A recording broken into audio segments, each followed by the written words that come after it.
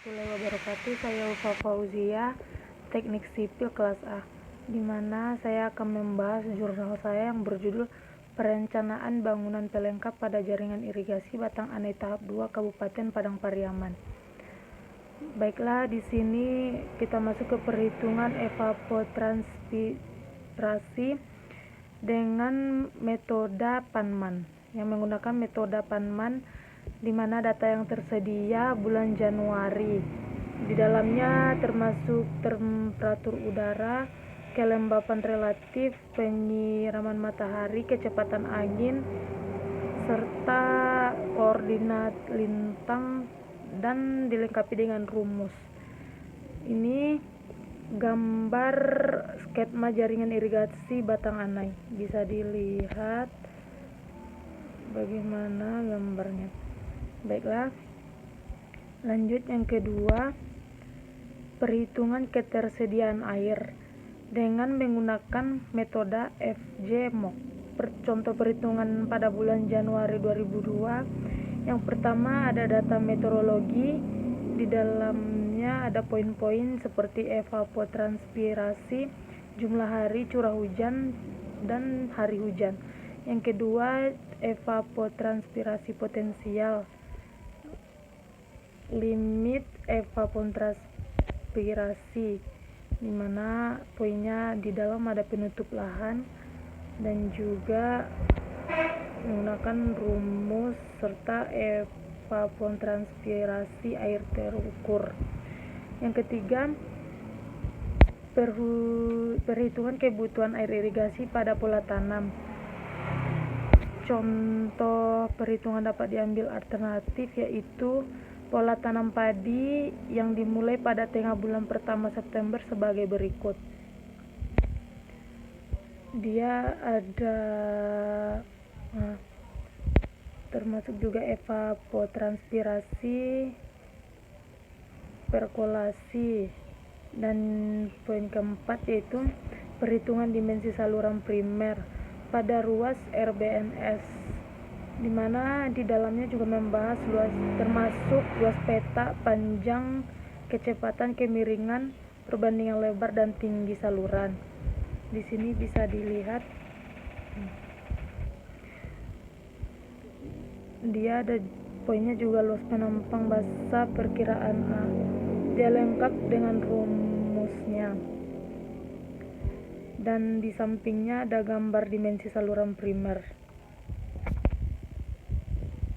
Yang selanjutnya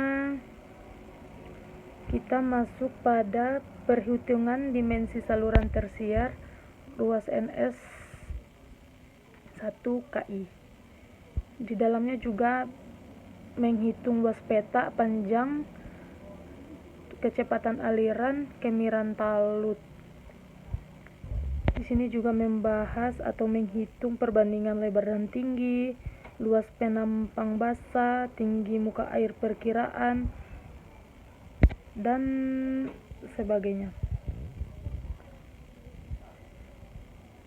Oke, kita masuk pada perhitungan dimensi bangunan pelengkap, di mana perhitungan dimensi bangunan pelengkap itu atau yang biasa disebut dimensi bangunan gorong-gorong pada saluran RBTG 1, data perhitungan pada saluran Q sama dengan 0,42 meter kubik,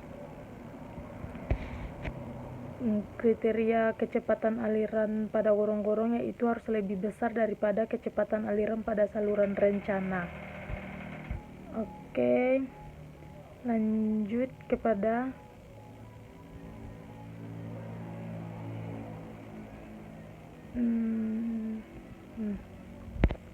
digunakan gorong-gorong persegi tinggi air dianggap sama dengan H saluran. Untuk mendapatkan lebar gorong-gorong, maka B gorong-gorong dihitung dari persamaan AGR sama dengan BGR kali H kali GR.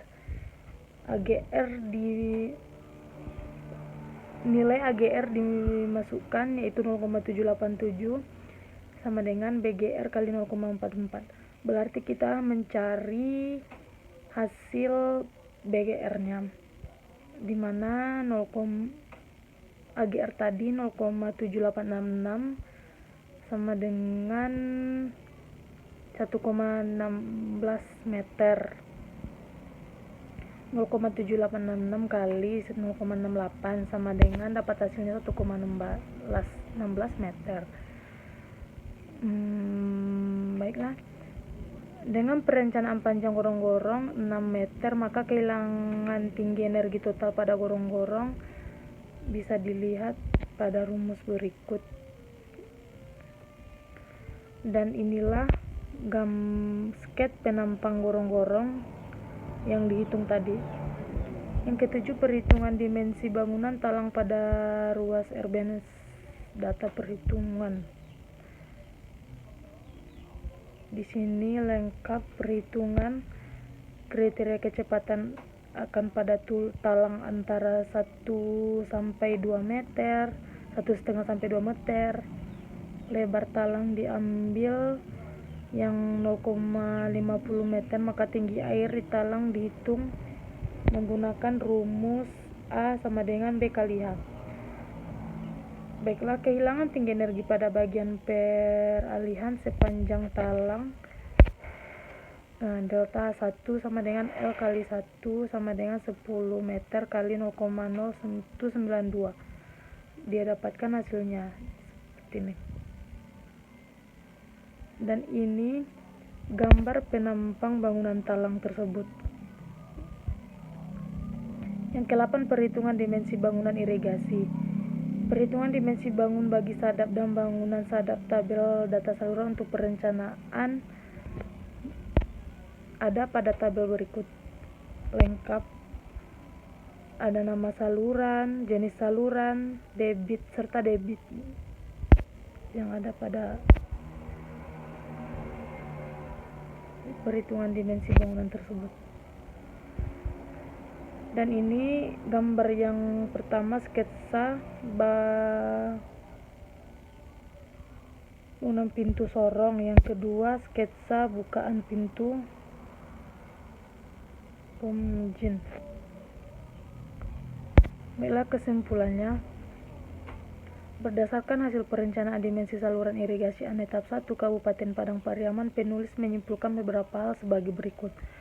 Yang pertama, hasil perhitungan ketersediaan air di Batang Anai dapat memenuhi kebutuhan irigasi di daerah irigasi Batang Anai seluas 1.641 hektar. Berdasarkan metode FJMOK diperoleh ketersediaan air minimum yaitu 5.064 meter kubik per detik terjadi pada bulan Juli, sementara maksimumnya 15.122 meter per detik terjadi pada bulan November. Yang kedua, dari perhitungan kebutuhan air bersih di sawah maksimum yakni pada bulan Februari setengah bulanan kedua saat pengolahan lahan, sedangkan kebutuhan air minimum adalah 0,00 liter per detik per hektar, terutama pada saat penanaman palawija. Kebutuhan bersih air di sawah maksimum tersebut di atas dijadikan sebagai dasar perhitungan dimensi saluran irigasi. Oke. Baiklah, sekian presentase dari saya. Saya mohon maaf bila ada kesalahan. Wabillahi taufiq wal hidayah. Wassalamualaikum warahmatullahi wabarakatuh.